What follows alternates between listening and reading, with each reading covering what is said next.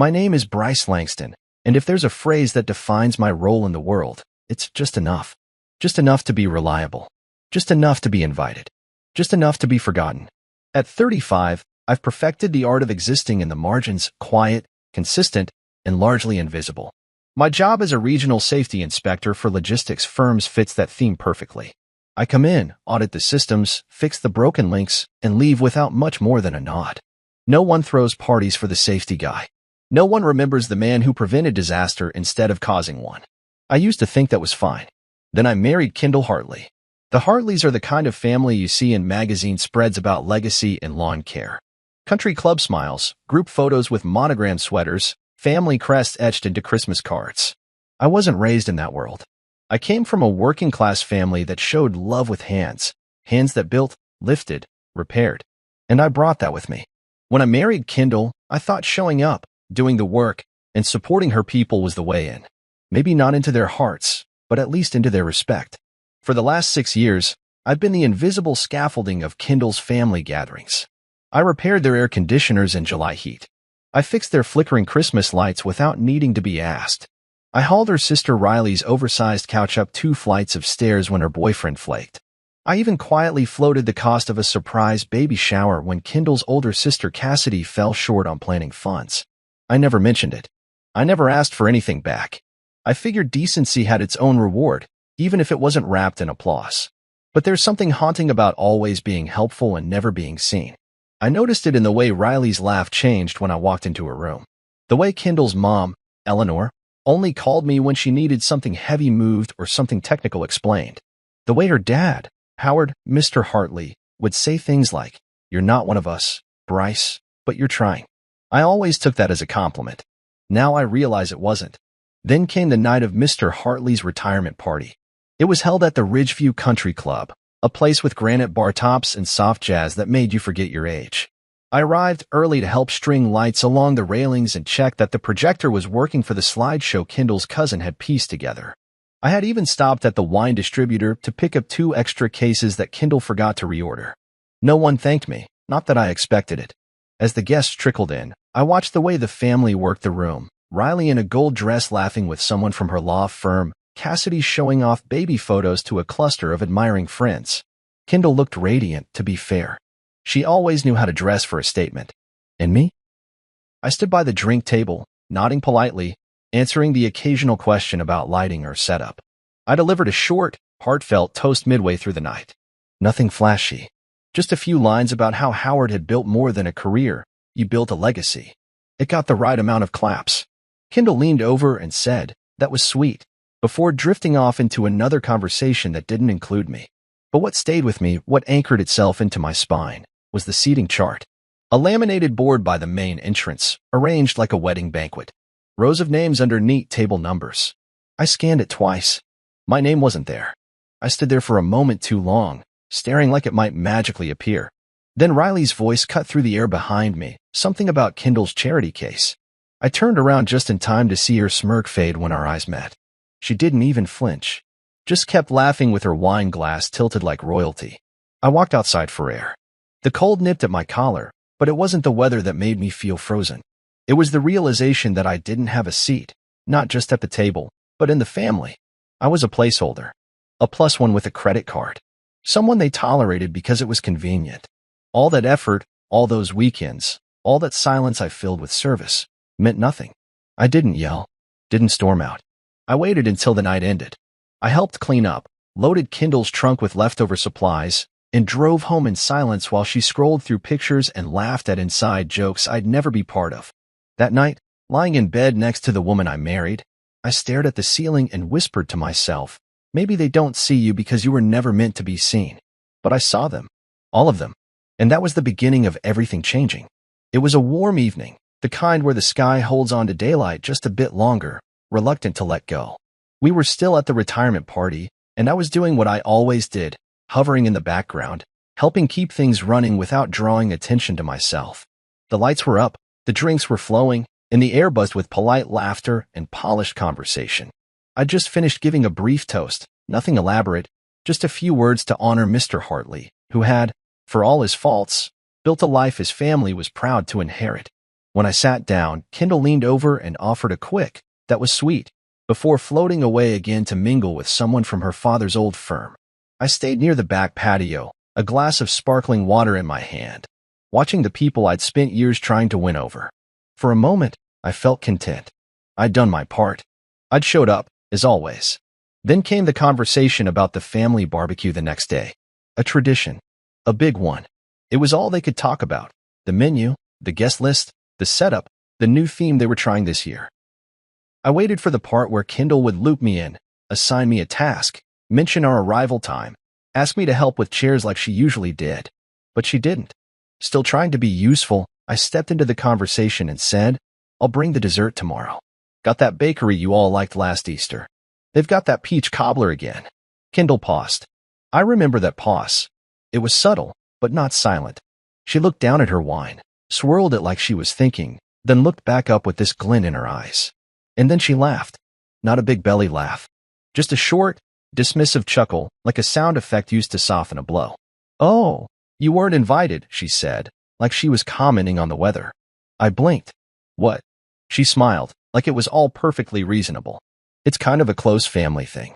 Riley, who had been scrolling through her phone next to her, snorted and turned the screen toward me. There it was, digital evidence. A full seating chart. Programs printed in gold script. A note for the MC. Even a slide for the opening prayer. My name wasn't on anything. "It's just easier this way," Kendall said, shrugging. "You know how my mom is. She wanted it clean." She said clean, like I was a stain they didn't know how to scrub out. I looked at her for a long moment. I don't know what I expected to see, maybe a flicker of guilt, some embarrassment, even a bit of hesitation. But there was nothing. Just that same easy calm she always wore around her family, like a different version of herself entirely. A curated Kendall. A Hartley Kendall. I smiled. Just a twitch. Just enough to not cause a scene. I didn't argue. I didn't press. I just nodded once, took one final sip from my glass, and placed it down on the tray of empty flutes beside me. I stood up slowly, dusted off the front of my slacks, and walked toward the exit. Nobody followed me. Nobody called out. I could hear the conversation behind me resume without missing a beat. More talk about side dishes, long games, who was bringing what. Like I'd never been there at all. I got into my car and sat still for a long time. Not angry. Not even hurt. Just hollow. And that hollow quickly filled with clarity. They'd made a choice. They always had. I just hadn't seen it. I was never one of them. I was a utility. A silent donor of time, money, and labor. I was what you used when you needed help moving boxes or footing a bill. But I was never going to be at their table. Not really. Not the way they talked about each other. Not the way they remembered each other in stories. Not the way they looked at each other and laughed. But the thing they forgot, the thing they all overlooked in their perfect little planning frenzy, was that I was the one who booked the venue. Not Kendall. Not her mom. Not Howard. Me. Bryce Langston. The invisible man with the bank account and the organizational skills. I pulled out my phone and opened the email confirmation. There it was. The Hartley Family Barbecue. Reserved in my name. Paid for by my card. I stared at it, my thumb hovering over the options menu. I didn't act out of spite. It wasn't revenge. It was something quieter, something cleaner. A correction. I hit Edit Reservation, scrolled to the bottom, and clicked Cancel. The catering deposit? Gone. Sound equipment? Canceled too.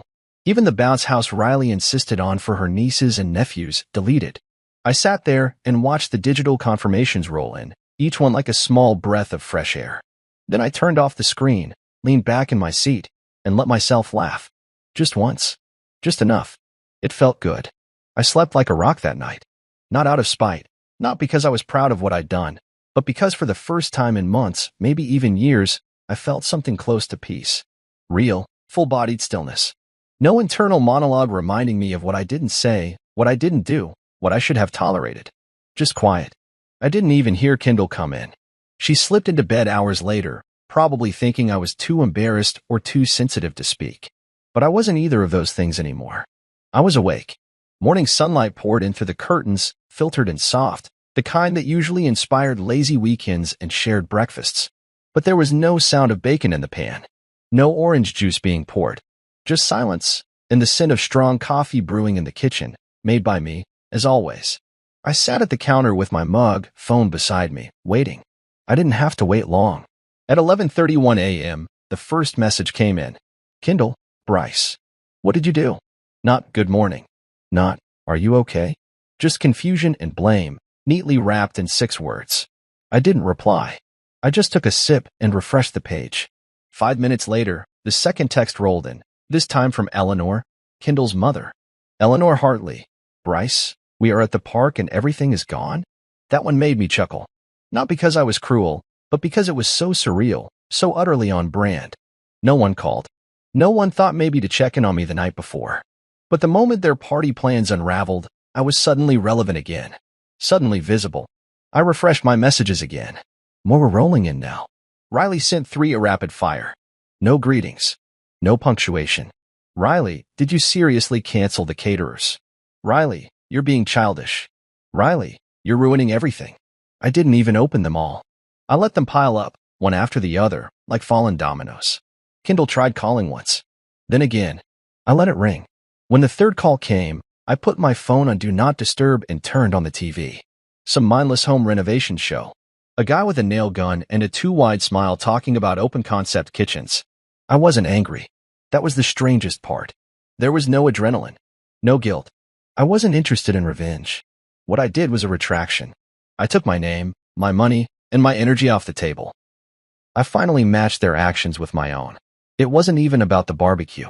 Not really. It was about what it represented.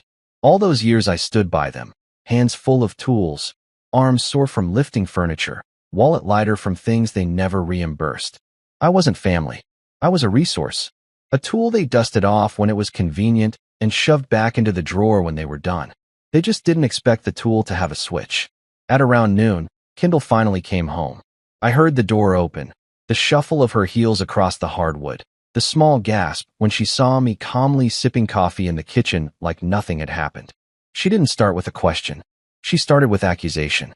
You humiliated us, she snapped, tossing her purse onto the couch with more force than necessary. I didn't look up from my cup. I wasn't invited. She let out a sharp breath, like I was being unreasonable. That's not how family handles things. Good thing I'm not family then, I said quietly but clearly. That stopped her. She stood there, blinking, as if I had spoken a language she didn't understand. She walked to the kitchen island, leaned both hands on the edge, and stared at me. You made a scene. No, I replied. I removed myself from yours. Her mouth opened, then closed. Like she wanted to fight, but couldn't find the words. Like she wanted to twist it back into my fault, but didn't know where to start. I stood up, rinsed my mug in the sink, and wiped it dry with the towel she always left crumpled on the counter. I didn't rush. I didn't need to. I was calm in a way that made her nervous. She tried again. Do you have any idea how that made us look? You mean the people who excluded their son-in-law from a family event and used his money to do it? I tilted my head slightly. Yeah, I think I have a pretty good idea. Her voice got lower then, more controlled. You made your point. I turned to face her fully. No, I made my boundary. That was the moment it clicked. I saw it in her eyes. The realization that something in me had shifted. That the version of Bryce who used to swallow everything and smile through it was gone. And in his place was someone she didn't know how to handle. Later that day, when I checked my phone again, the tone had shifted. A few of the messages stopped being angry and started being confused.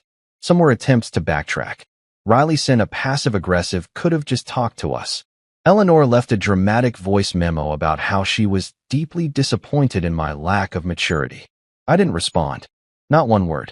Instead, I screenshotted the payment receipt, the one with my name, date, and confirmation number, and sent it to the family group chat. Just that. No caption. No snark. And then I muted the thread.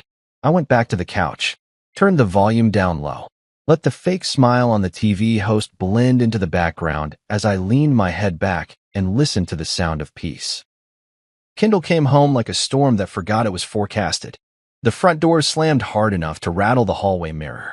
I didn't flinch.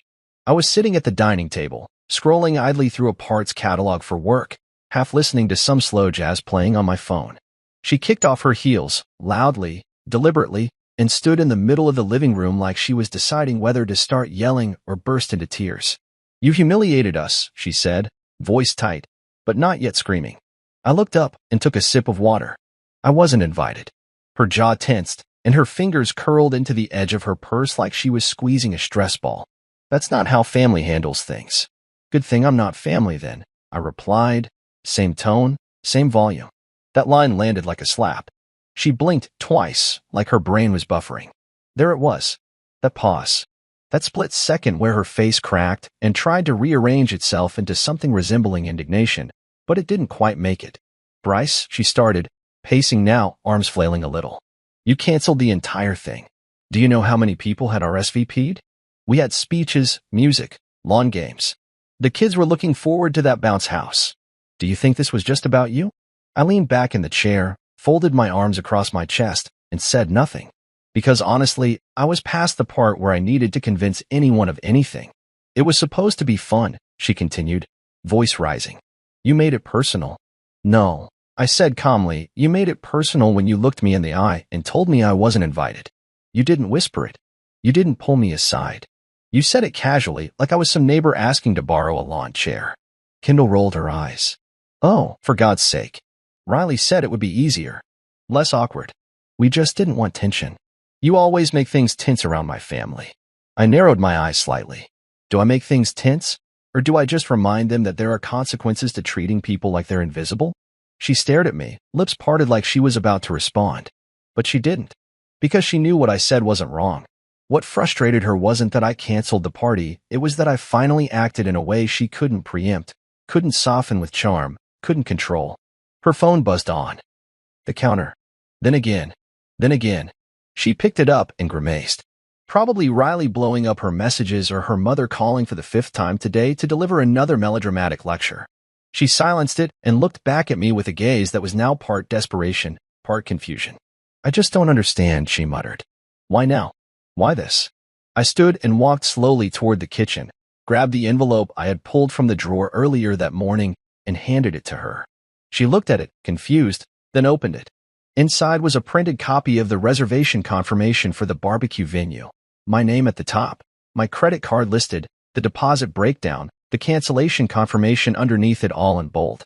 Her face turned pale. Not because she didn't know, but because seeing it on paper made it real. You were okay taking my money, I said softly, but not my presence. She sat down at the edge of the couch, suddenly quiet. Her shoulders slumped, and for a moment, she looked like a little girl who had just been caught sneaking out. Except she wasn't a kid. She was a grown woman who had let her family dictate the limits of our relationship and quietly agreed to exclude me from something I paid for. Later that evening, her sister Riley tried to FaceTime me. I declined it without hesitation, then declined the second attempt. When the third one came, I blocked the number for the night. I had nothing left to explain. Eleanor left me a voice memo, 3 minutes of righteous indignation. She called me petty, immature, and clearly not ready for the gravity of family obligation. I played it once, then deleted it. She said I should be ashamed, but I wasn't. For the first time in a long time, I actually felt proud of myself. I sent her a single message in response, a screenshot of the receipt and nothing else. 10 minutes later, I saw that she read it. That was the last I heard from her that day. But what caught me off guard was the message that came a few hours after sunset. Tanner, Kendall's older brother. The one sibling who always seemed distant but not cruel. The one who rarely chimed in at family dinners and never ganged up with the others when I was the punchline. His message read, Honestly, I don't blame you. That was messed up. You deserve better. That hit differently. It wasn't an apology on behalf of anyone. It wasn't even an offer to fix things. It was acknowledgement. And that meant more than any invitation could have. I typed out a response, paused, then deleted it. Instead, I just liked the message. That was enough. The rest of the night was quiet. Kendall retreated to the bedroom. I stayed in the living room, lights dim, the sound of the ceiling fan humming in rhythm with my thoughts. I didn't feel victorious. I felt resolved. Some fires don't need a spark. They start in silence, in slow dismissals, in subtle exclusions. And sometimes, the only way to put them out is to walk away from the smoke. The silence settled into the house like dust, soft, steady, and impossible to ignore. Kendall didn't speak to me for 2 days. Not one word. No yelling. No apologies. No quiet attempts to mend what she knew was broken. She moved through the house like a ghost with unfinished business, slamming drawers, shutting doors too hard, thudding her heels across the floor with unnecessary force. Each sound was a performance, not of anger, but of injured pride. She didn't want to fix what happened. She wanted to punish me for not letting it go. But I didn't flinch. Not once. I woke up early, made my coffee, sat at the kitchen island, answered work emails, took a few conference calls, and watched her come and go like she was auditioning for the role of betrayed wife. The truth, though? I wasn't angry anymore. Just aware. For the first time in years, I wasn't waiting for her to acknowledge me. I was watching her show me who she really was. By day 3, the family launched into damage control. Kendall's mom, Eleanor, posted a smiling group photo from the barbecue that wasn't, captioned with something like, "Sometimes, the best memories come from the most unexpected moments. Hartleys always make it work." It was a desperate attempt to control the narrative. The photo was awkward, too posed, and Mr. Hartley looked visibly confused, probably wondering why they were posing in front of an empty pavilion with no guests and half-set tables. Kendall untagged me in the few photos that had my name attached, like I was a phase she was trying to erase. Riley, unsurprisingly, went full scorched earth. She unfollowed me across every social media platform, sent a few indirect tweets about energy vampires and grown men who act like children. I didn't respond. I didn't even open the apps for the rest of the day, because the thing was, I wasn't trying to win anything anymore. I had nothing to prove. I'd spent years making myself small enough to fit inside their version of family. This was the first time I had reclaimed space for myself, and the quiet that followed wasn't empty. It was restorative. That's when I realized something important. Kendall wasn't sorry for what she did. She was sorry I reacted in a way she couldn't control. She wasn't mourning a rupture in trust. She was grieving the loss of my compliance. That shook her more than anything. My silence wasn't passive. It was active resistance. The more I kept quiet, the more frantic they became. Riley sent a long text for thick paragraphs full of sarcasm disguised as concern. "I just don't understand how you could throw away everything over a little misunderstanding. You know how mom gets. You should have handled this like an adult." I read it once, laughed softly, then archived it without replying. It wasn't worth the energy. Kendall began to circle. She'd hover in the same room with me, folding laundry she normally left untouched, wiping down clean counters, asking passive questions about things she already knew. "Did you see the mail today? Did your car key fob need new batteries?" I answered only what was necessary, short, polite, detached. The more neutral I became, the more agitated she got. She wanted me to snap. She wanted to blow up. Something to justify her outrage. But I wouldn't give her that. I'd already given too much. By that Friday, the silence wasn't just between us, it was surrounding her family, too. No one from the Hartleys had reached out again, not even Mr. Hartley. Maybe they realized I wasn't budging. Maybe they were still trying to spin the story into something that made sense to them. Either way, I didn't care. I had my peace. And then the strange part happened. I started to like it. The quiet. The freedom. I went to bed without the weight of trying to decode Kendall's moods. I ate dinner without being interrupted by snide comments about my basic tastes or her family's endless string of humble brags. I sat on the balcony at night and actually tasted my coffee, really tasted it, for the first time in a long time. I didn't miss them. I didn't miss her. One night, while scrolling through old photos out of idle curiosity, I found an image from our first anniversary.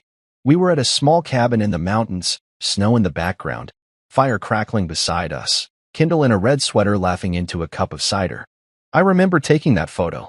I remember thinking, I finally found someone who sees me. Looking at it now, I realized something else. I wasn't in the photo. I was always behind the camera, always watching her shine, always holding the frame, but never inside it. It was a small thing, but it broke something loose inside me, a truth I hadn't wanted to admit. Maybe she never really saw me at all, and maybe I'd finally stopped trying to make her. By Saturday morning, the silence had transformed from a standoff into a sanctuary. I brewed coffee, took a long shower, then pulled out my laptop and started researching short-term apartments nearby. Not because I was making a decision just yet, but because I wanted to see what life could look like, without the noise, the constant effort, the performance. Nothing makes people panic like the sound of your peace. And I was beginning to fall in love with mine. Tanner texted me on a Wednesday. "You free this Friday? I'll grill." No drama. It was the kind of message you don't expect from a brother-in-law who spent most of your marriage sitting at the edge of conversations, nodding politely but saying little. Tanner wasn't like the rest of them, not fully. He kept his distance from the chaos, a silent observer rather than an enabler. I stared at the screen for a moment, thumb hovering, unsure what this was. A trap? A peace offering? A misstep? I typed back, sure. What time? Friday evening came with a light breeze and the kind of sky that looked like it had been painted in layers, soft orange, a hint of purple at the edges. I pulled up to Tanner's modest house on the edge of the neighborhood, nothing showy, no trimmed hedges or glowing porch lanterns. Just a driveway, 2 folding chairs in the yard, and the smell of meat already sizzling on the grill. Mira opened the door before I could knock. "Hey, Bryce," she said with a warm smile. "Come on in. Shoes off, please." June's in her no-shoe phase. Their daughter, June, 7 and small for her age, peeked around the corner with a remote control in one hand and a battered little race car in the other. "It's broken," she announced, as if it was the most urgent news of the evening. I crouched down. "Let me take a look." She handed it over like she was giving me sacred treasure. I sat on the floor with her for 10 minutes, unscrewing the battery casing, rewiring a loose connector, showing her how the antenna needed to be upright. She watched closely, eyes wide, like I was some kind of magician. "You fixed it," she shouted, racing it in uneven circles around the kitchen tile. Tanner chuckled from the backyard as I stepped outside. "Guess you still got the magic touch," he said, handing me a cold beer. "Thanks for coming, man." Mira was a little nervous you'd say no. I shrugged, taking a sip. Didn't see a reason to. We settled into a rhythm, just the 4 of us. No tension, no side eyes, no careful dodging of verbal landmines. Mira played music from her phone, some acoustic playlist with just enough bass to tap your foot to, and June flitted between us with her car, offering updates like a pint-sized race commentator. Dinner was simple: grilled chicken, corn on the cob, some kind of garlic bread Mira had baked herself. I didn't realize how much I missed food made without the pressure of perfection. No platters arranged by color, no table settings dictated by Pinterest boards. Just warm food, warm people, and space to breathe. Mira passed me another drink halfway through the meal and said, "Tanner said you're the only one in that family with a spine." I nearly laughed. "That can't be true. I'm the guy who used to fix their gutters in the rain." "Yeah, but you're also the guy who finally stopped letting them walk all over him," she said. "That counts." Tanner nodded beside her, chewing quietly, then said, "It's about time someone held up a mirror." I leaned back in my chair, staring up at the stars as they blinked into view one by one. I hadn't done that in a long time, just looked up. Felt the night stretch over me like a blanket that didn't need straightening. And in that moment, I realized something. I wasn't sad. I didn't miss Kindle. I didn't miss the noise, the image management, the endless performance of being a good husband to a woman who graded me silently on a scale I never understood. I didn't miss her family. I didn't miss pretending. After dinner, we sat around a small fire pit in their yard. June had gone to bed, and Mira excused herself to start cleaning up. Tanner and I sat in comfortable silence until he spoke again. "They don't know how to deal with someone who doesn't beg for approval," he said. I looked over. "You mean me?" "I mean you now. The old you?" "Maybe. But the guy who canceled the whole event because he got disrespected? That guy scares them." I chuckled. "Good." Tanner leaned forward, poking the fire with a stick. "I think they forgot you were a person. You just became part of the furniture. The guy who brings the toolbox. The guy who shows up." I nodded. "And disappears when they're done with him." He turned to me, voice quiet. "I see you, Bryce. For what it's worth." And that hit me harder than I expected. It wasn't grand. It wasn't loud. But it was real. On the drive home, I passed the Hartley house. Lights glowing on the porch. Cars lined up along the curb.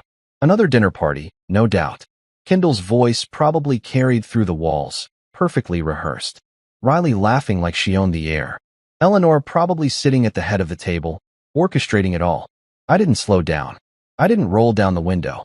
I didn't feel bitter. Just free. It hit me then. Not every door left ajar needs to be walked through. Some are meant to stay closed. Some are meant to remind you that not all rooms are worth being in, even if the table looks pretty.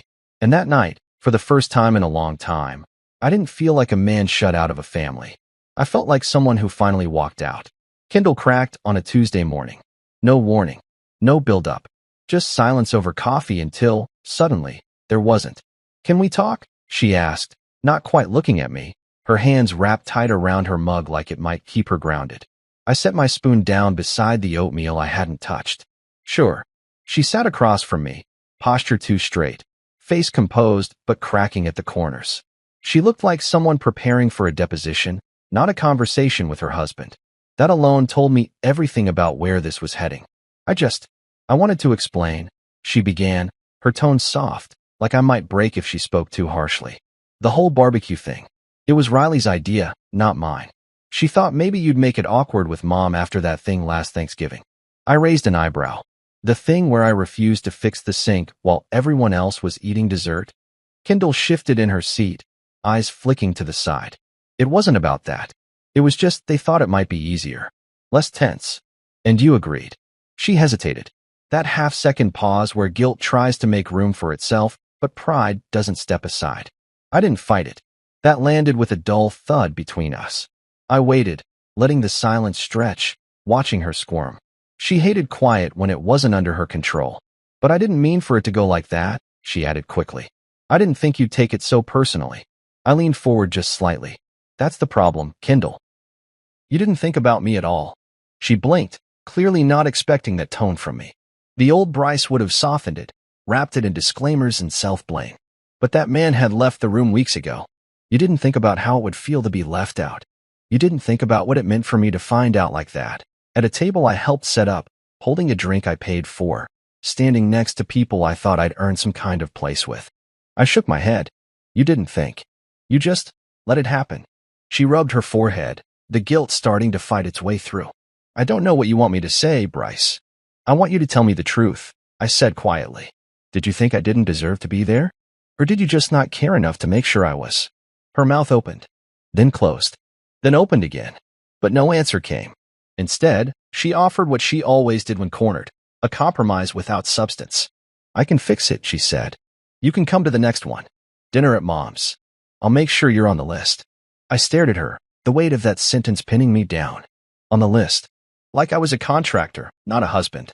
Like my presence was conditional, not assumed. Let me ask you something, I said slowly. If I show up next time, am I a guest? Or a ghost?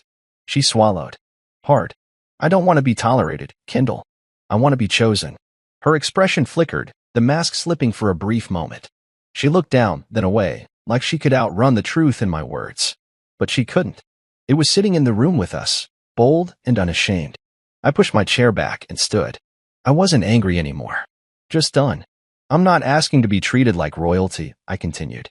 But I've spent years standing in corners, fixing things, paying for things, showing up without being seen. And if the best you can offer me now is a late invitation out of guilt, then you haven't heard a word I've said. Her voice came out smaller than I expected. So what? You're giving up? I shook my head. I already gave. And gave. And gave. What I'm doing now is walking away. I didn't storm out. I didn't slam doors. I just went into the guest room and closed the door behind me. She didn't follow. Not that night. Not the next morning. And maybe that was the clearest answer of all. That night, I lay on the spare bed, smaller, colder, but peaceful. I stared at the ceiling and thought about the moment at the barbecue party. The sound of her laugh when she told me I wasn't invited. The way her sisters smirked like I was some strange pet that wandered into the wrong room. That was the moment the thread snapped. There's a kind of sadness that settles in when you realize someone never really chose you, only the version of you that served their image, their convenience, their narrative. I had been that version for too long. No more. I reached for my phone and typed out a message to myself, something I'd been thinking but hadn't had the courage to say aloud. If they can laugh at your absence, they never deserved your presence. I read it once, then deleted it. I didn't need the words saved. I already knew them by heart. I told her the truth the next morning. Not with yelling, not with dramatics, just with the calm precision that comes when you've already left a place in your mind long before your feet follow. She stood in the doorway of the kitchen, clutching a coffee mug like it was armor. Her eyes were rimmed with the kind of exhaustion that didn't come from sleep deprivation but from the slow unraveling of control. For once, she wasn't dressed for the day. No lipstick, no blazer, just a faded college t-shirt and cotton shorts, like she knew whatever was coming didn't deserve a costume. I don't want to be tolerated, I said, stirring my coffee slowly. I want to be chosen. She leaned against the frame, brow furrowed like she didn't quite understand. So what? You're done? I didn't flinch. I already was. You just didn't notice. The silence that followed wasn't sad. It was still. Hollow. She didn't argue. Didn't beg. And that was what confirmed it for me. There was no fight because there was nothing left to fight for. I packed slowly. Not because I was unsure. but because I wanted to be deliberate. I took what was mine, my tools, my books, the shirts she never liked but I wore anyway. I left behind the expensive watch she got me for our 3rd anniversary. It had always felt more like a performance piece than a gift. I left the tie she bought to help you fit in at family functions, because now I knew that tie was never meant for me, it was for them. I didn't touch her things. I didn't write a long note. Just a short one, folded neatly and placed on the kitchen table under her favorite ceramic mug. You don't have to remember the people you used, but they remember you. Every time you laugh at them. That was all I had to say. Not out of bitterness, not out of spite, but because I knew she'd read it again and again trying to decide if I meant it as a threat, a warning, or a goodbye. It was all 3. The apartment I moved into was nothing fancy. A 1-bedroom on the 2nd floor of a building that smelled like fresh paint and something faintly lemony. There was no view, no fireplace. But the lock worked, the water pressure was solid, and the silence didn't feel like punishment, it felt like a reset. I set up the essentials first, coffee maker, lamp, the mattress I'd bought online that somehow expanded in slow motion across the floor. There was no welcome home, no soft echo of familiar footsteps behind me. And yet, I smiled. Not because I was happy, but because I wasn't lying to myself anymore. That weekend, I went hiking alone. For the first time in years. I didn't take the trail Kindle always picked, the one with flat loops and manicured paths for easy selfies. I picked something rugged, steeper, noisy with birds and wind, and the kind of honest effort that left your calves aching. At the top, I sat on a crooked bench and let the sun hit my face. I didn't check my phone. I didn't think about what they were doing. I didn't wonder if anyone noticed I was gone. Because I finally did. I noticed myself again. I realized that I hadn't really seen myself in years. Not as I was, just as a utility, a role, a husband shaped to fit someone else's design. I had bent so much to make Kindle comfortable, to make her family less awkward around me, that I'd folded myself into something almost unrecognizable. But now, I was sore from the hike. My hair was damp with sweat. My legs had scratches from a missed branch, but I felt human, present, whole. That night, I fell asleep to the hum of the ceiling fan, and not the cold edge of a woman who only remembered I existed when I was useful. No fake apologies. No one hurling silence like a weapon. Just stillness. Kindle texted once that evening. Just one line. So this is it? I read it, then turned off my phone. No response was the answer. Some things don't deserve closure. Some things don't get a ribbon tied around them at the end. Sometimes, the cleanest goodbye is simply walking away without turning back. The next morning, I opened the blinds in my new place and stood barefoot on the hardwood floor. Light poured across the room, touching the bare walls and unassembled furniture like a spotlight on a blank stage. It didn't feel like loss. It felt like a beginning.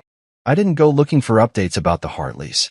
But when you spend years orbiting around a particular sun, some of its rays still manage to reach you, even after you've stepped out of its warmth. It started with a coworker who had unknowingly followed Eleanor on Instagram. We were eating lunch in the break room when he said, "Didn't you used to be married into the Hartley family?" Man, their last event looked like a train wreck. I paused mid-bite. What event? He turned his phone around. A blurry photo of plastic folding chairs, mismatched tablecloths, and someone trying to light citronella candles with a broken lighter.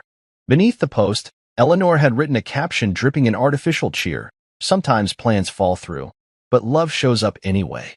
Hartley family barbecue, take 2. There was no bounce house, no band, no carefully curated ambience. Just a dozen people in lawn chairs looking confused. I recognized the park, smaller than the original venue, one without a pavilion, just 2 overworked picnic tables and a patch of shade under a tired oak. Rumors began to swirl after that. Tanner told me first. He'd stopped by the apartment with some leftover pizza and a 6-pack, unannounced but welcome. We sat on the balcony, feet up on the railing, city sounds floating up from below. They rescheduled it without your money, he said, cracking open a can. No vendors, no equipment. They forgot to rent coolers. The food sat in the sun. One of the uncles got heat stroke. I raised an eyebrow. And the bounce house? Deflated halfway through. Some kid cried so hard his mom had to leave early. I didn't laugh. Not out of restraint, but because it wasn't funny. It was pathetic. Sad, even. Not because they failed, but because they still didn't understand why. They blamed it on you, you know, Tanner added after a pause. Not by name, but Riley said something about external drama in a video she posted. Tried to make it sound like you ruined everything.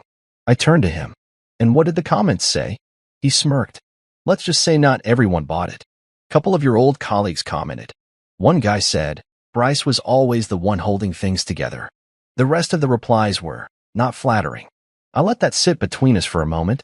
Then I exhaled slowly and took a sip of my drink. They miss your wallet, Tanner said after a beat. Not your presence. I nodded. That stung in a way I didn't want to admit. Because even though I was gone physically, emotionally, finally, a small part of me had hoped someone there would reach out not to mend, but to acknowledge. Not to pull me back in, but to say, you mattered. But what came instead were soft, muted pings of regret disguised as convenience. Cassidy messaged me on Facebook, something vague about reconnecting over coffee. Kendall's cousin sent a text I hadn't seen in over a year. Heard you've been doing well. We should catch up. Even Eleanor, in her own condescending tone, wrote, Despite everything, I hope you're finding peace. We may not have seen eye to eye, but I wish you well. None of it was real. They weren't sorry. They were circling back to see if I still had something left to offer. If the door had been left ajar. But I'd shut it quietly. Locked it. Moved down the street and planted a new one. I didn't respond to any of them. Not out of vengeance. Just clarity. You don't owe people access to you simply because they finally noticed the space you used to fill. Tanner picked at the edge of his beer label. I told Mira if I ever started acting like Riley, she should smack me with a shoe. I chuckled. Just make sure it's one of those heavy-soled ones. He smiled. You know, some of them think you did this for attention. That you wanted to make a scene. I didn't want a scene, I said. I wanted respect. Yeah, he nodded. And you didn't get it. No. But I found peace. That's better. We finished our drinks in silence. City lights flickered on below like the world was slowly remembering itself. It didn't feel like I was rebuilding. It felt like I was unburdening. The next morning, I cleaned out the last of the moving boxes, tossing old receipts, expired warranties, bits of junk I'd clung to for no reason. I found an old Hartley family calendar, a thick cardstock printout from 3 Christmases ago. My name wasn't on it. Even then, I held it for a moment, then folded it twice and tossed it in the trash. That afternoon, I went for a walk downtown. The air was crisp, the sidewalks full of strangers with nothing to prove. I passed a coffee shop, paused, then walked inside. Sat by the window. Ordered something I hadn't tried before. Vanilla oat latte. I pulled out a book and started reading. And for the first time in years, I wasn't scanning the room for approval. I wasn't hoping to be seen. I was just there. Fully. Finally. 6 months later, my living room smelled like barbecue sauce, vanilla candles, and something unmistakably warm, something that didn't come from a thermostat or a stovetop. It came from laughter. From voices overlapping as stories were told and retold. From a room that wasn't filled with people who shared blood, but people who shared respect. I was hosting my first birthday dinner in years. Not a grand affair. No ballroom. No curated playlist reviewed by Kendall's sister. Just 7 people. My closest friend from work. My neighbor from downstairs who once helped me carry a broken shelf up 3 flights of stairs, a guy from the auto shop who'd become an unlikely confidant. And Tanner and Mira, of course. With June, who burst through the door holding a handmade card decorated in more glitter glue than paper. For you, she shouted. It has a dinosaur in a party hat. And it did. A crooked green T-Rex with sparkly teeth and a balloon tied to its tail. I bent down, taking it like it was priceless. This might be the best card I've ever gotten. She beamed and ran off to show someone her new toy. Mira leaned in and handed me a foil-covered pan. Mac and cheese. The real kind. With 3 cheeses and no judgment. The table wasn't set with matching plates. Some of the chairs didn't belong together. I had to borrow a few from the building manager, who said, You finally throwing a party, Langston, with a wink. I didn't call it a party. I just said I was having dinner with good people. I grilled ribs. Burned the first batch a little. No one cared. The drinks were cold. The music was an old soul playlist I liked. Tanner brought his famous grilled corn, and June insisted on setting the table fancy, which meant every napkin had a crayon drawing tucked under it. We sat. We ate. We laughed. And not once did I wonder if I belonged. Not once did I feel like a shadow at the edge of someone else's spotlight. At one point, Mira raised her glass and tapped it gently with her fork. The room quieted just enough. To Bryce, she said, smiling in that effortless way she had. To the man who knew when to walk away. And the courage it took to finally say, I deserve more. The table clinked with echoing cheers. My throat tightened, Not because I was sad, but because I was full. Full in a way I hadn't been in years. I looked around the table. No monogrammed napkins, no family crest carved into wood, no forced smiles. Just real ones. A guy from my building leaned in, wiping barbecue sauce off his chin. "Man, you know how to host." I laughed. "That's just code for, you didn't overthink it." He grinned. "Exactly." Later that night, when most of the dishes were done and June had fallen asleep with her head on Myra's lap, Tanner joined me on the small balcony. He handed me a beer and looked out into the quiet night. "You did it," he said. "Did what?" "Built something new." I let the words sink in. Not like a compliment, but like a confirmation. Something true, something earned. "I didn't know I needed to," I said, "until I left what I thought I had." "Yeah, well," he said, cracking open his bottle. "Sometimes the family you build makes more sense than the one you married into." We sat in silence, watching the streetlights flicker and cars roll by. I thought about the old days, dinners where I was dressed right, said all the right things, paid the bill, smiled through the condescension, and went home feeling emptier than when I arrived. I thought about Kendall's laugh when she told me I wasn't invited, the smirk on Riley's face, the way I stood there, invisible in plain sight.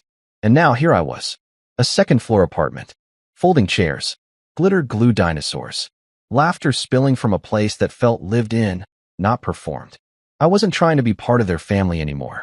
I'd built one of my own, not out of defiance, not to prove a point, but because peace is the kind of thing that doesn't shout, it hums. It moves through spaces you didn't know needed filling, and it stays. When the last guest left and the apartment fell into the hush of post-celebration, I turned off the lights, sat at the table, and looked at the empty plates, the crumpled napkins, the sticky fingerprints on the side of a glass. Evidence, not of a party, but of presence. This time, I wasn't standing in the shadows. I was at the head of the table,